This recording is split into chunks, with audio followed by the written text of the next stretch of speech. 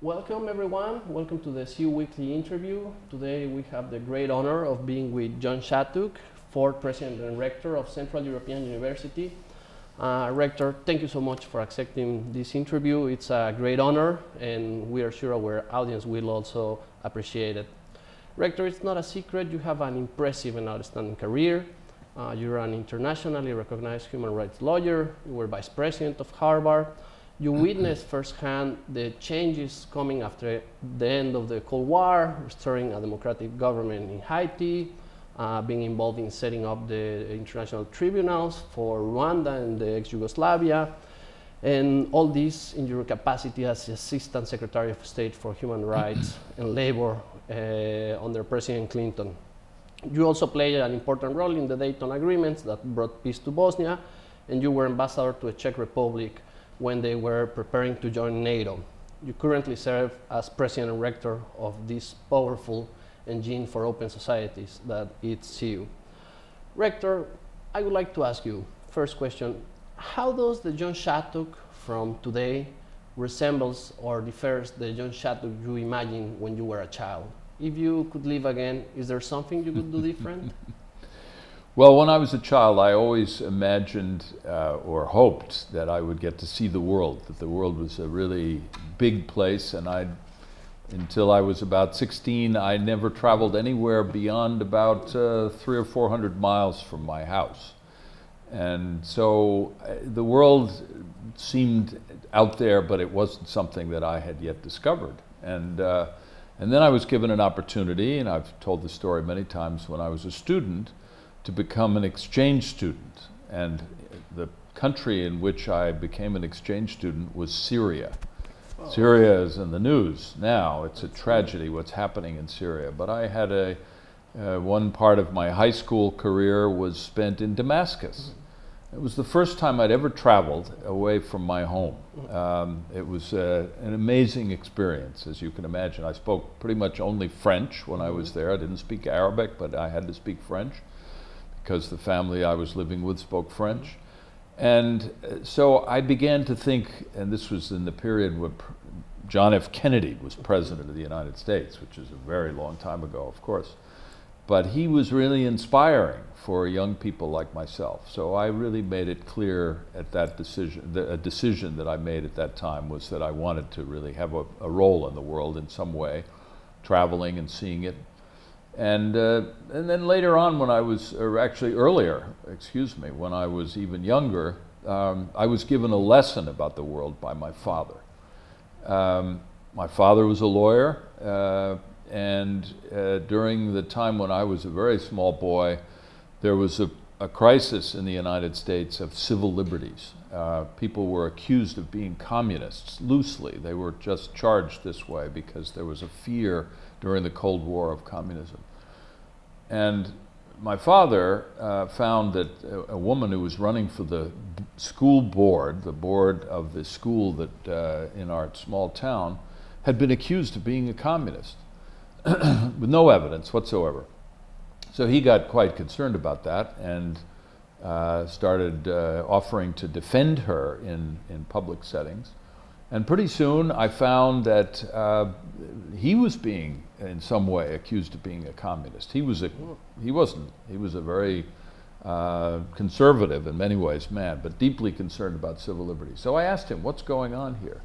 I was about 8 years old. And he said, look, people need to be treated fairly, and we need to get to the bottom of the truth of every statement and fact that's being offered. And it had a very powerful impression on me. So these two experiences, one traveling as a high school student to Syria, and another being told by my father what human rights and civil liberties and truth were all about, really kind of gave me a sense of what I wanted to be. Well, it's really inspiring and motivating. I don't know what else can I say about it. Let me, after this synthetic but very deep introduction of yourself, go back to an issue that also for me has particular interest, the Balkans. When preparing for this interview, I was reviewing the conversations with history you had with Harry Chrysler from UC Berkeley. Lovely talk. I advise everyone in the auditorium to go look for it. It's in YouTube. And one of the things that called my attention, how you were one of the key actors on the ground in Bosnia, collecting the information that also provide evidence to Madeleine Albright, at that moment the US ambassador to the UN, to raise awareness in the Security Council about the need of an international intervention. Could you recreate, please, this journey for us? Where did you arrive? Who do you speak with? Was your safety guaranteed in any way? How were you feeling? What were your thoughts? How did you coordinate the logistics, the communication of this very delicate task? Well, this is a terrible time in the middle of the catastrophe in the Balkans that we now look back at, and we call it the Balkan Wars or the war in Bosnia. But it was a time when the worst genocide in Europe since the Second World War had occurred. It had just occurred. But nobody knew quite what had happened at that stage. A town called Srebrenica in the eastern part of Bosnia had been taken over by Serb paramilitary and Bosnian Serb forces. And the women and children had all been essentially lined up and taken into buses and sent off to a refugee camp in a place called Tuzla. And the men were left behind. And no one knew really what had happened to these men. I worked with the International Committee for the Red Cross from Washington when I was Assistant Secretary of State, trying to see whether they had any information about where these men were. And they had some vague information that they were being held in warehouses and they were basically being made prisoner. And yet there were a few stories that began to come out that maybe something much worse had happened.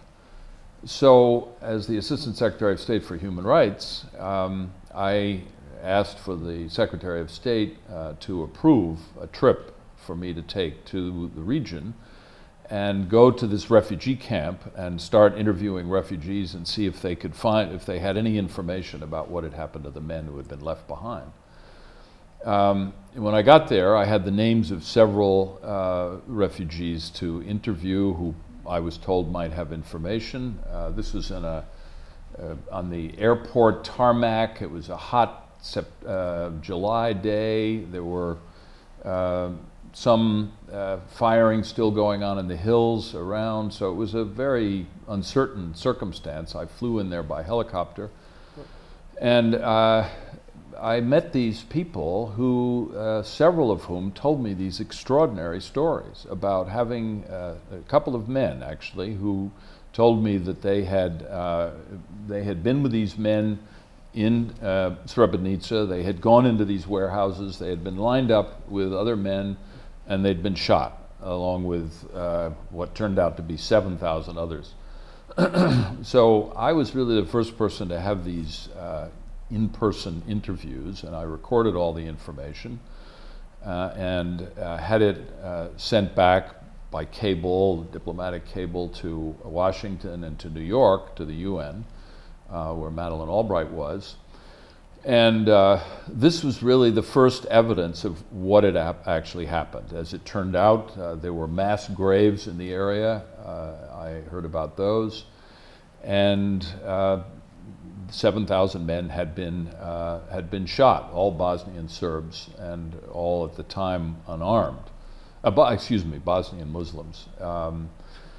This was really the most important piece of evidence of what had actually happened at that time in that town of Srebrenica. And as a result, the decision was taken by the UN Security Council at the leadership of the then Ambassador Albright to authorize a NATO intervention to basically stop all this killing, and intervention largely by air power at the time. And then from there on, we went to the Dayton Peace Accords, which Richard Holbrooke, a very wonderful, larger-than-life diplomat who I had the pleasure of working with, really led the effort to bring, to end the war, to end the killing. And that ended up in November of 1995, so about 4 months later.